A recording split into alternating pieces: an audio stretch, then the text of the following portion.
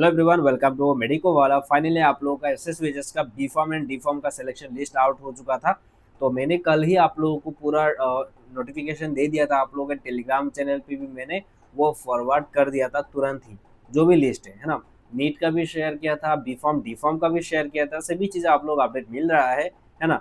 तो आज इस वीडियो में मैं आप लोगों को पूरा complete admission process, admission form क्या होता है, मेडिकल फिटनेस, गैप सर्टिफिकेट रहेगी कि नहीं, स्कॉलरशिप, हॉस्टल एडमिशन फी, सब कुछ मैं इस वीडियो में डिस्कस करूंगा। एंड कट ऑफ कितना गया है, सेकंड राउंड काउंसलिंग होगा कि नहीं, ये सारा चीज़ें आप लोगों को इस वीडियो में मिल जाएगा। तो आप लोग ये वीडियो अच्छे से देख सकते हो, पूरा डिटेल में है। तो आप लोगों को ये वीडियो अच्छे से देखना पड़ेगा, वरना आप लोगों को बहुत सारे डाउट्स रह जाएगा। तो आप लोग ये देख लीजिए। पहली बात तो क्या है, जो एडमिशन नोटिस है वहाँ पे पूरा क्लियरली मेंशन है कि आप लोगों को क्या करना पड़ेगा। 28 अगस्त एंड 29 अगस्त दोनों में से किसी एक दिन में आपको क्या करना है। जो भी आप लोगों का कॉलेज अलॉट हुआ है, एंड कैटेगरी चेंज के भी बारे में मैं बताऊंगा। जो भी कॉलेज क्या हुआ अलॉट हुआ है वही कॉलेज में जाना है ना, वही कॉलेज में जाना है। एंड कॉलेज में जाने के बाद आपका क्या होगा, आपका एडमिशन प्रोसेस वहाँ पे होगा। वहाँ पे जाने से पहले आपको क्या करना पड़ेगा, ओरिजिनल डॉक्यूमेंट्स प्लस जेरोक्स करके आप लोगों को दोनों चीज़ें लेके जाना है। And at the time of admission आप लोग एडमिशन फी वहाँ पे करके आपको क्या करना पड़ेगा, ओरिजिनल डॉक्यूमेंट्स वहाँ पे क्या करना पड़ेगा, सबमिट करनी पड़ेगी। क्या करनी पड़ेगी, सबमिट, है ना। पड़ेगी बोल रहा हूँ मैं, थोड़ा हिंदी टाइट हो गया है। एनीवे वहाँ पे आप लोगों का ओरिजिनल डॉक्यूमेंट सबमिट करना पड़ेगा। तो आप लोगों को मैं एक चीज़ बोलना चाहूँगा, आप लोग क्या करो, सब डॉक्यूमेंट स्कैन करके पीडीएफ फॉर्मेट में बना के आप लोग का ओरिजिनल डॉक्यूमेंट स्कैन करके पीडीएफ बना के फ़ोन पे रख लो। तो आप लोग का आगे इन फ्यूचर कुछ भी डॉक्यूमेंट्स वगैरह ज़रूरत पड़ता है तो उन पीडीएफ से आप लोग काम चला पाओगे। एडमिशन 28 अगस्त से स्टार्ट होगा, तो मैं बोलूँगा कि 28 में ही चले जाओ, क्योंकि कभी कभी आप लोग का डॉक्यूमेंट्स वगैरह का बहुत सारा इशू हो जाता है। तो आप लोग 28 में ही चला जाओ। कुछ भी दिक्कत होता है तो 29 डेट रहेगा, तो आप लोग वो सारा चीज़ें जरूरी के हिसाब से आप लोग क्या कर पाओगे, पूरा दे सकोगे, है ना। तो ये सारा चीज़ें तो आप लोगों को मैं सजेस्ट करूंगा 28 को जाना है। टाइम क्या है, ऑफिस आवर 10 AM, मॉर्निंग 10 बजे से तो ऑफिस वगैरह खुल जाता है, तो उसी टाइम पे जाना है। ये हो गया एडमिशन डेट। आगे डॉक्यूमेंट्स वगैरह बताएंगे, है कि नहीं। तो हम लोग अभी आ जाते हैं कट ऑफ के मामले में। कट ऑफ कितना गया है ना। तो जीएमसीएच में बी फॉर्म का कितना कट ऑफ गया, जनरल का 87 रैंक, ईडब्ल्यूएस का 108, ओबीसी एनसीएल का 192, SC 210, ST plain 4440, 440, ST hill 1100 and PWD candidates एक जो है उन्होंने, उनका कैटेगरी एक्चुअली ईडब्ल्यूएस था, उनके पास पीडब्ल्यूडी भी था। तो ईडब्ल्यूएस से उनका उनका क्या हुआ, उन्होंने शायद फर्स्ट प्रेफरेंस जीएमसीएच दिया था, तो उसके वजह से उनको अलॉट हो गया पीडब्ल्यूडी कैटेगरी से ही उनका अलॉट हो गया 307 रैंक था। यदि उनका ऐसा है कि उनका डिसेबिलिटी सच में 40% नहीं है, तो उनका एडमिशन क्या हो जाएगा, कैंसिल हो जाएगा। ये एक रॉन्ग डिसीजन लिया है। यदि उनके पास सच में जो 40% डिसेबिलिटी मिनिमम होना चाहिए वो नहीं है, तब ऐसा हो सकता है कि उनके पास है ना। तो मैं ये क्यों बोल रहा हूँ, क्योंकि बहुत सारे पीडब्ल्यूडी कैंडिडेट्स क्या होता है, कैंसिल होता है ना। उनका सर्टिफिकेट में तो 40% डिसेबिलिटी रह जाता है, पर मेडिकल वेरिफिकेशन के टाइम पे उनका क्या होता है, 40% जो होता है डिसेबिलिटी वो नहीं होता है। उसके वजह से मैं ये सब बोला। एनीवे ये कट ऑफ गया बी फॉर्म जीएमसीएच। उसके बाद आते हैं हम लोग एएमसीएच में कितना कट ऑफ गया, जनरल का 159, ईडब्ल्यूएस का 183, ओबीसी एनसीएल का 311, एससी का 484, एसटी प्लेन का 496 और एसटी हिल का 1331 एंड पीडब्ल्यूडी 3006। बी फार्म का सिलचर मेडिकल कॉलेज में देख लेते हैं। जनरल का 203, ईडब्ल्यूएस का 223, ओबीसी एनसीएल का 425, एसटी प्लेन का 685, एसटी हिल का 545, पीडब्ल्यूडी का 4998, 4958। डी फार्म का कट ऑफ देख लेते हैं। जीएमसीएच में कितना गया, जनरल का 299, ईडब्ल्यूएस का 366, ओबीसी एनसीएल का 841, एससी का 1133, एसटी प्लेन का 1222, एसटी हिल का 1876, पीडब्ल्यूडी का 4416। डी फॉर्म का कट ऑफ है एमसीएच। ये एमसीएच में क्या 491, general, EWS 659, OBC 988, SC 1228 and ST plain off 1351, ST hill 2322, PWD का 5962। डी फॉर्म का देख लेते हैं cut off at SMCH. General का 567, जनरल का ईडब्ल्यूएस का है 678, ओबीसी एनसीएल का 1199, एससी का 1153, एसटी प्लेन का 1480, एसटी हिल का 2281 एंड पीडब्ल्यूडी का नई सिलेक्शन लिस्ट में नहीं है ना। अब आते हैं एडमिशन प्रोसेस वगैरह सभी चीजें गैप वगैरह आ जाते हैं। अभी आते हैं कैटेगरी चेंज ऑप्शन में।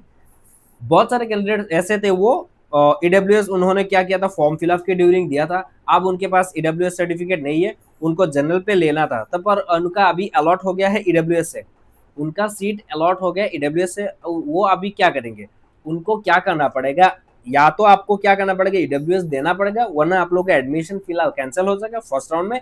तो आपको क्या करना है, सेकंड राउंड काउंसलिंग पार्टिसिपेट करना होगा, एंड आप हो सके तो जनरल से ही आप लोगों को देना चाहिए, है ना। तो ईडब्ल्यूएस कैटेगरी है तो आप लोग नीचे वाले कॉलेजेस से स्टार्ट करनी चाहिए, यदि आपका रैंक थोड़ा पीछे है ना। तो ये सारा चीजें करके आपको करना पड़ेगा, कैटेगरी चेंज नहीं हो रहा है, जनरल से ईडब्ल्यूएस नहीं जा पा रहे हैं, ईडब्ल्यूएस से जनरल नहीं जा पा रहे, है ना। तो यदि कॉलेज अलॉट हो गया ईडब्ल्यूएस से, तो आपको ईडब्ल्यूएस सर्टिफिकेट देना ही पड़ेगा, वरना आप लोग को क्या होगा, आपका एडमिशन कैंसिल हो जाएगा, आपको एडमिशन नहीं मिलेगा। पीडब्ल्यूडी वालों को क्या होगा, 40% डिसेबिलिटी होना पड़ेगा, वरना उनका भी एडमिशन कैंसिल हो जाएगा। अभी मैंने देखा D form and B form में बहुत सारा पीडब्ल्यूडी कैंडिडेट्स है, एज लाइक नीट में भी जैसे बहुत ज्यादा कैंडिडेट्स है पीडब्ल्यूडी वाले। तो ऐसा नहीं कि उनको सीट मिलेगा, सबको सीट नहीं मिलता है, जो डिसेबिलिटी वेरिफिकेशन होता है उसमें मिनिमम 40% होना पड़ेगा, वरना उनको सीट नहीं मिलेगा।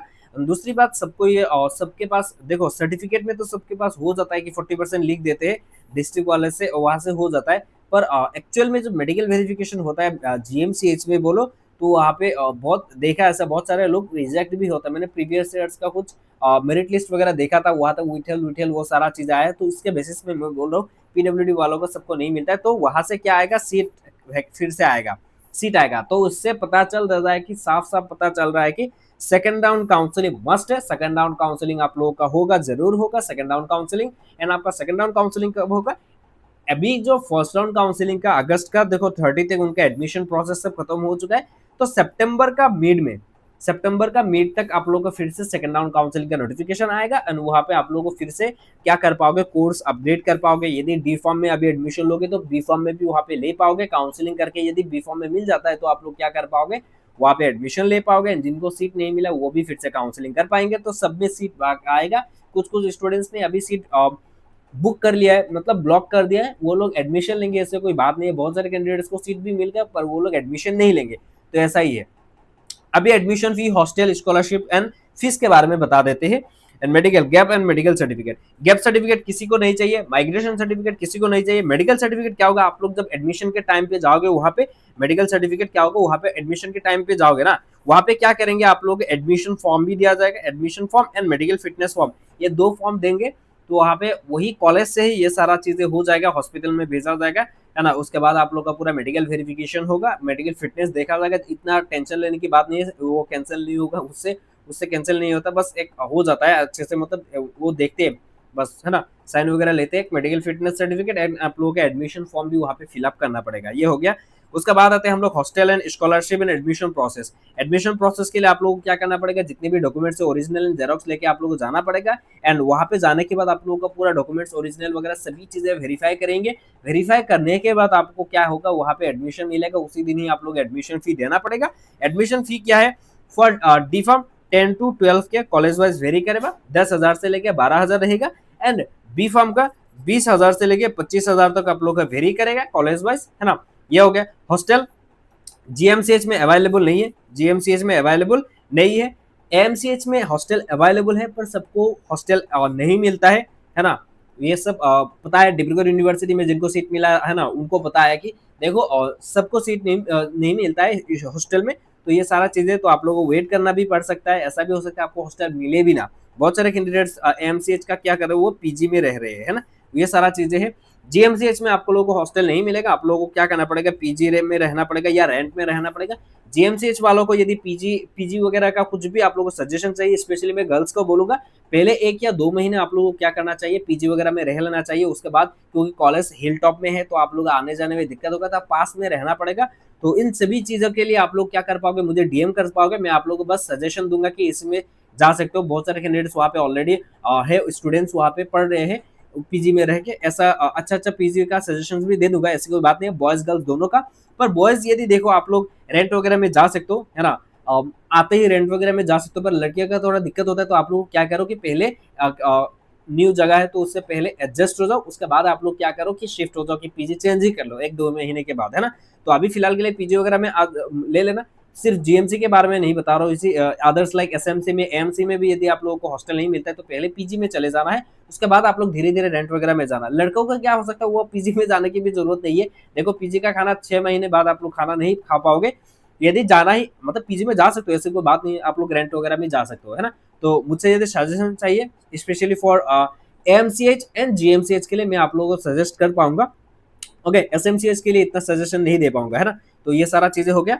उसके बाद आते हैं हम लोग स्कॉलरशिप। अभी एनएसपी का portal, national scholarship portal open है, लाइक बीए, बीकॉम, बीएससी वाले जो जैसे करते हैं ना ईशान उदय, वो सारा स्कॉलरशिप आप लोग कर पाओगे कॉलेज में एडमिशन लेने के बाद। कॉलेज वेरिफिकेशन भी हो जाएगा, तो आप लोग वो कर लेना है एनएसपी के वेबसाइट में जाके।